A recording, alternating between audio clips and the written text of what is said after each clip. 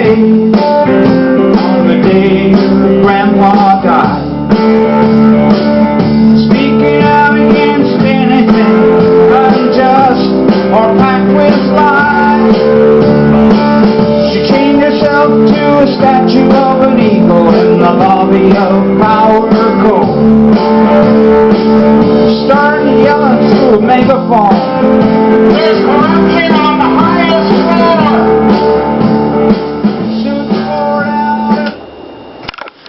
Hello, I'm Kigan.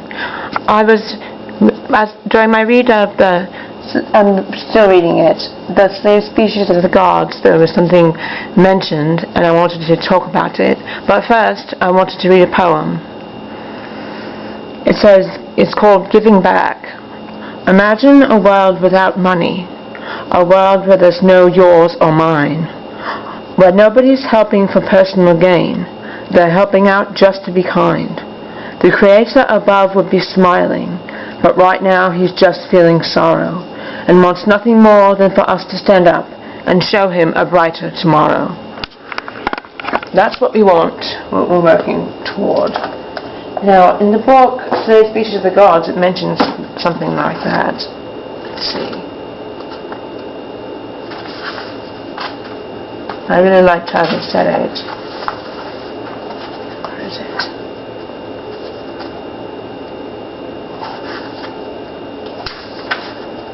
Sorry, I have it marked. I have a lot of pages marked, so it's hard to find it.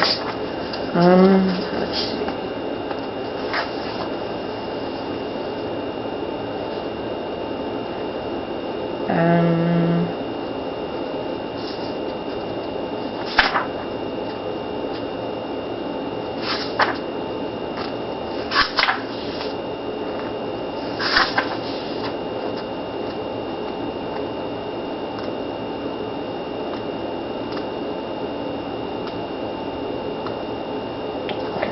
Oh wait, here it is. Hold on. Now, and that originally communism was supposed to be like the community, helping for the community, but it's been corrupted, obviously, and it's been very, very twisted and corrupt, like most things have. We were also discussing the other day amongst ourselves that things that it seems like things that when things are given a name, they are corrupted immediately and taken over. Because usually when people have a business and they're doing good business, then they pass on, somebody takes over the business and turns it into a gigantic corrupt organization. But communism was not supposed to be what it is, what it became. It says it's such a great pity that communism was corrupted by by a group of power-hungry individuals who used the communal benefits to feed their own greed. The behavior of the fallen communist leaders flew right in the face of their gospel. I believe that under more evolved human conditions, maybe sometime in the future, this doctrine of sharing could be more useful to the human race. In its theoretical makeup, it is kind of utopian to answer to many global problems. I will most probably be shouted down by millions of capitalists, but I believe that the original idea of sharing has a lot to do with our hidden genetic structure. The people of Southern Africa have a communal philosophy they call Ubuntu, which is based on the principles of sharing and caring for the whole village or community. This concept predates communist ideals by many thousands of years and could actually be its early origins. It seems to have worked very successfully for thousands of years until the tribes were invaded by colonialists and were forced to break up their ancient traditions in favor of democracy and capitalism, which kind of seems like what's going on now. They're trying to force democracy on other people in the other world while they're fighting the wars. And democracy is not what anyone thinks it is. We've talked about it on this show, and it is not a good thing. It benefits the small group while other people are slaving at the bottom. and there's only a few at the top. You can see that there's a pyramid like that. Mark has it on his website. I think he showed it on the Natural Law Seminar. One of those slides. I know he's shown it a lot. It's a pyramid with the royalty on top, and I think then like religion, and then the people, the workers, and then the people underneath that. No, the police, and the stuff like that. I don't know the exact order. Is this a smart or stupid move? You be the judge. But it seems to me that the survival of the global commune may become dependent on some of the simple philosophies of the oldest cultures on Earth. Capitalism is a recipe for disaster, but the wealthy and powerful corporations who dominate the world will never admit this for as long as they are in the driving seat. They will continue to exploit and enslave large amounts of people for as long as they are on top. Then they will eventually be toppled by another group that will do exactly the same. We have to ask ourselves, where is this all leading? I think that was a very good example of this. But then it talks about human cloning, and I have a very big problem with that. Now, he mentions it, but I don't know if he supports it or not. I don't know. But I can see maybe why it works because of what happened to us. To see that kind of scenario, we wouldn't want it to happen again, and I hope he doesn't support it. And for anyone that does, I have a lot of interesting ideas to share, which say it's not such a great idea. It's called, I wrote, The Mistake of Human Cloning. In the slave speeches of the gods, it mentions the idea of human cloning to help colonize Mars. First of all, do humans really deserve another planet to destroy? Secondly, have humans not learned from our quote-unquote creators that this type of genetic manipulation is a bad idea? It says in the book that humans would care for the clones and teach them values, but none of that matters when it comes to creating an intelligent being. What if they don't want to colonize Mars? It is arrogant and wrong to plan something for someone without their consent. With that considered, what is the difference between that and what was done to humans?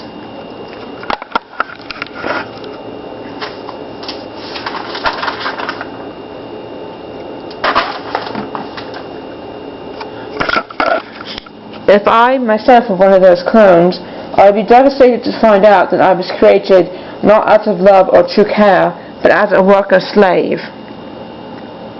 When you create intelligent life, you must respect its free will given to them by the creator of the universe.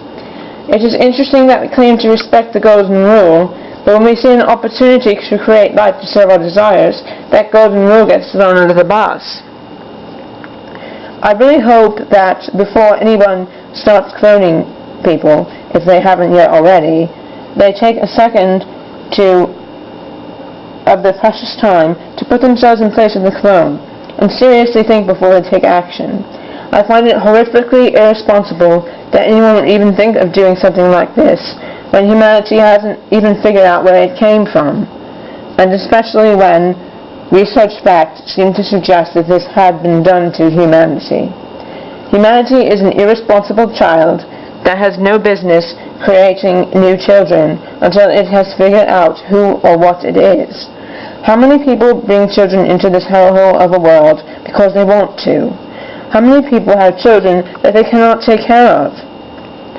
The creator of life, especially intelligent life, should be left the creation of life, especially intelligent life, should be left to the Most High, because the Most High knows all and tons more than we do, and the free will of these potential clones.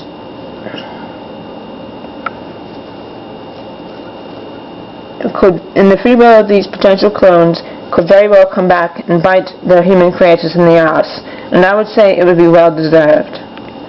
Why in the hell would you ever want to repeat such horrific things that were done to humanity to someone else? Apparently humanity enjoys suffering so much that they can't wait to bring it to a new race. You have free will, so go ahead and clone if you like. But the Most High will tell you, what you sow, you will also reap.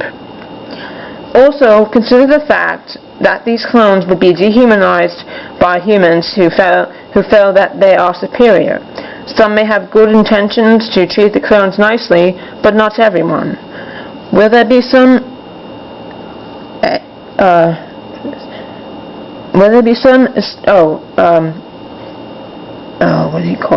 establishment or program where clones can be bought and sold like cattle?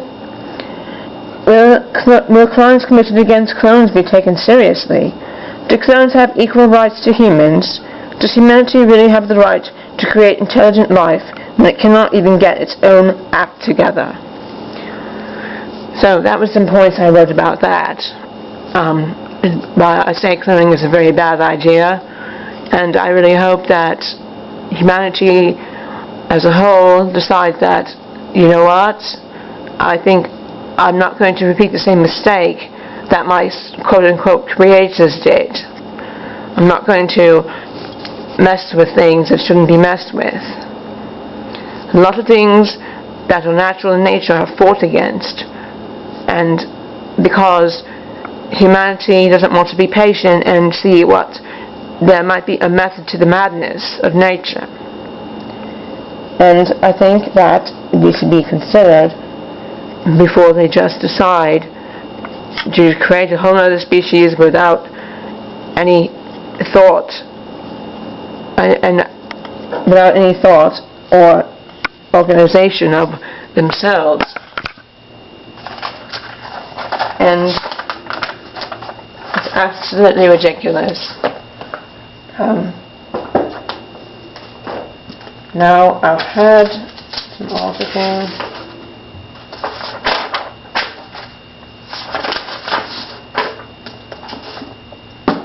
Let's see. Now, in the Saved Creatures of the Gods, he did a summary of what it says in the Sumerian texts and the Sumerian tablets, which is very interesting. And I think, even though it sounds very, very unusual and bizarre, we need to take into consideration all possibilities. Because why were these not taught to people? Why don't we learn about these? Why can't you take some kind of a class about it?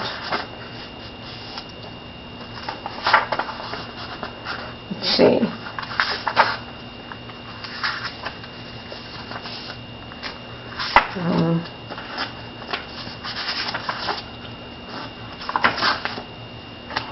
Wait a sec. Let's see what I said.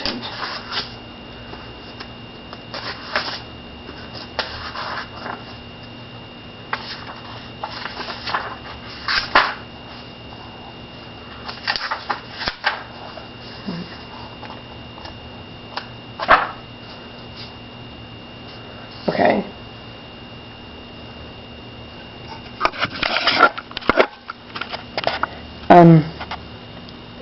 Short outline of the complex story of humankind as told in the Sumerian tablets, merely to serve as a guide to explain some statements in this chapter. The Anunnaki were astronauts and explorers who settled on Earth some 443,000 years ago under the command of Anu, hence the Anunnaki. His two sons Enlil and Enki were given the control of the new space base.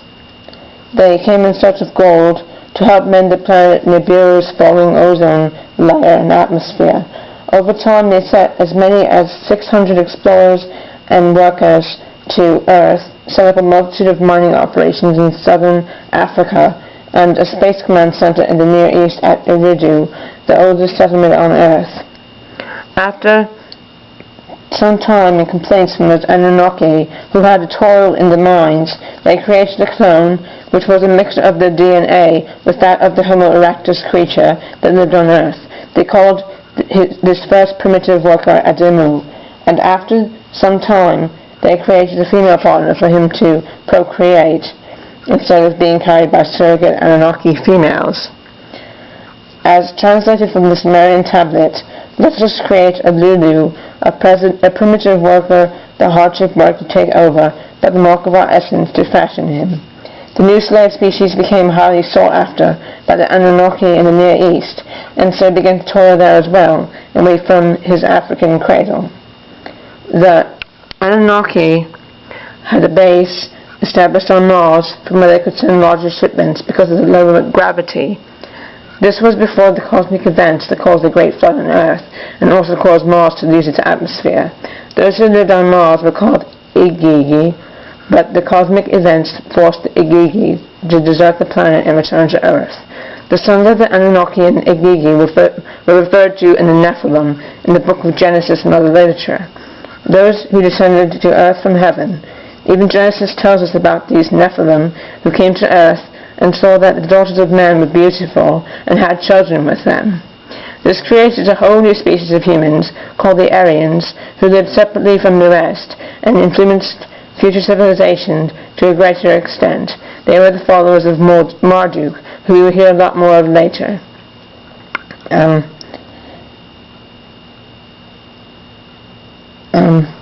Let's see. I don't want to run out of time.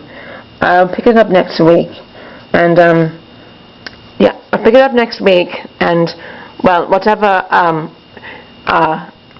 we're going to be looking at, what's happening. He will have his next podcast on Saturday, and after we listen to that, we will also have a summary from there. So I'll have some pretty good amount of information to talk about next week. Thank you for listening.